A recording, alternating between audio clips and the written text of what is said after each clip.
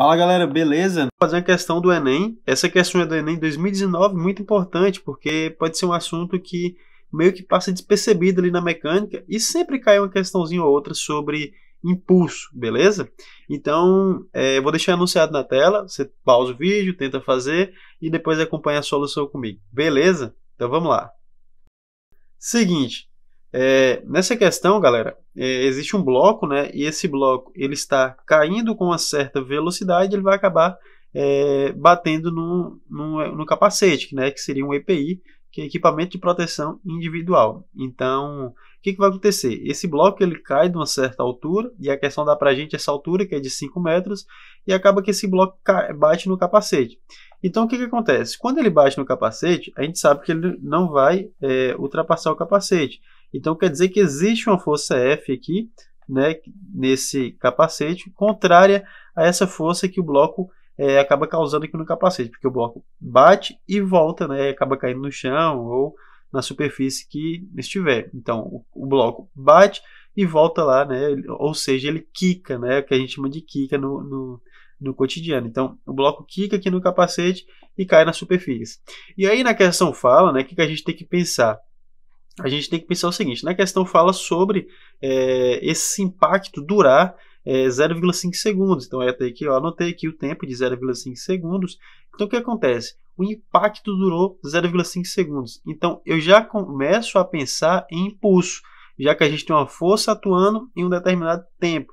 Então, esse impacto é dado essa força que eu vou fazer aqui em preto mesmo, mas essa força que esse bloco vai causar aqui, né, nesse capacete. Então, essa força F2 atua nesse capacete num intervalo de tempo de 0,5 segundos. Então, a gente pensa em impulso já de cara aqui. E com isso, na questão fala também que essa força, né, resulta em uma força impulsiva média, maior do que o peso do tijolo, né? E eu falei bloco, mas é um tijolo. Enfim, o que a gente pode fazer de cara aqui para tentar solucionar esse problema? Então é o seguinte, eu começaria calculando a velocidade, exatamente o que a gente vai fazer. A velocidade nesse caso, como a gente não tem o tempo que esse tijolo está descendo aqui em queda livre, né, essa altura h de 5 metros, então eu vou até fazer aqui, ó, essa altura h igual a 5 metros aqui. Então a gente não tem o tempo que esse tijolo está descendo essa altura. A gente só tem o tempo, e tem que ter muito cuidado com isso, a gente só tem o tempo que a força está atuando no capacete.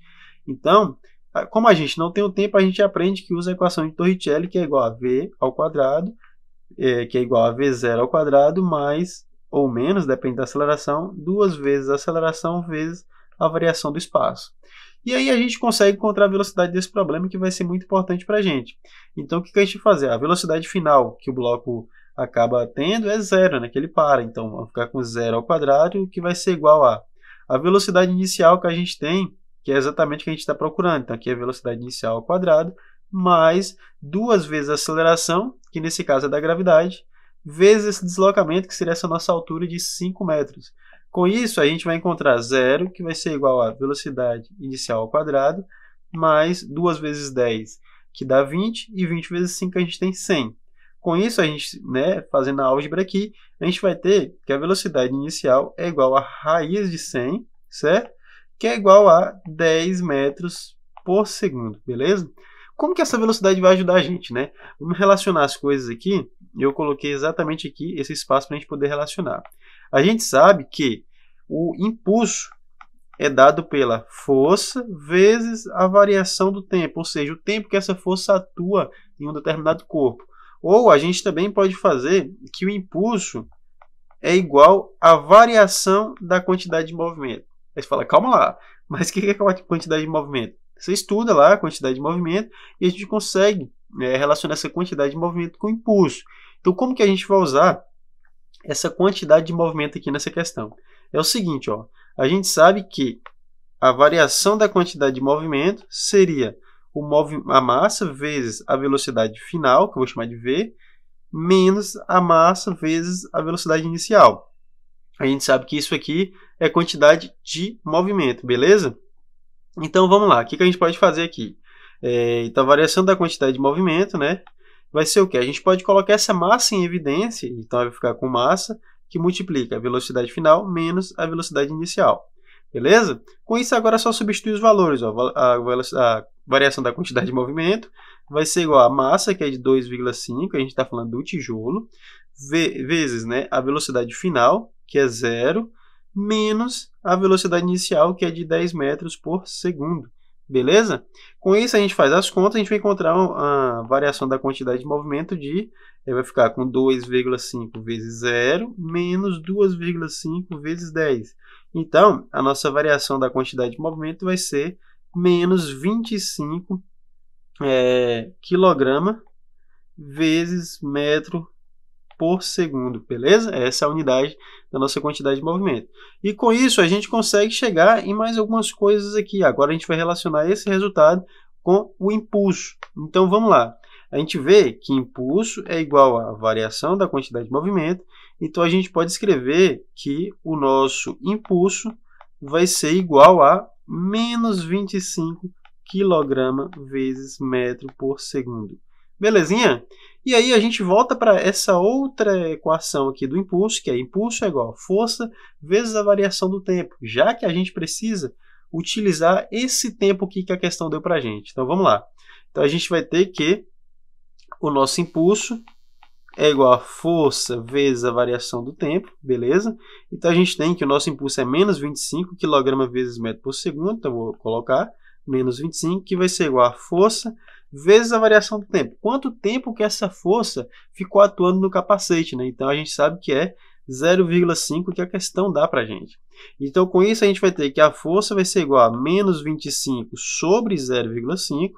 Então a força ela vai ser menos 50 newtons. E por que menos, né? Porque essa força aqui está com menos. Porque exatamente é essa força F aqui que eu coloquei em azul. Porque ela é contrária à gravidade, beleza? Então, o que a gente pode continuar fazendo aqui? A questão não acaba, né? A questão fala: a força impulsiva média gerada por esse impacto equivale ao peso de quantos tijolos? Então, a gente sabe que peso é massa vezes gravidade, beleza?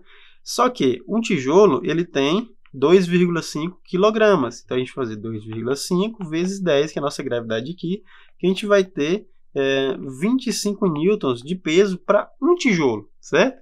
Agora, se a gente tem uma força atuando, né, em módulo, ou seja, o módulo de F aqui vai ser igual a 50 newtons. Por que módulo? Porque agora eu não estou me preocupando com o sentido dessa força. Então, se a gente tem uma força F atuando de 50 newtons, eu posso dizer, né, que o módulo de F vai ser igual a 2 vezes esse peso, certo? Então, a gente vai ter, então, 2 tijolos. Por quê?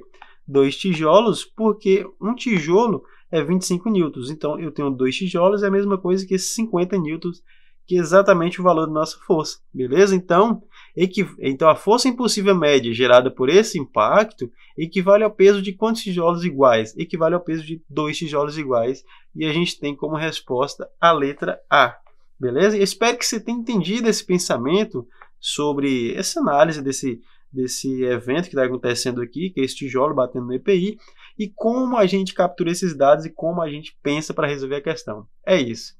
Valeu, valeu!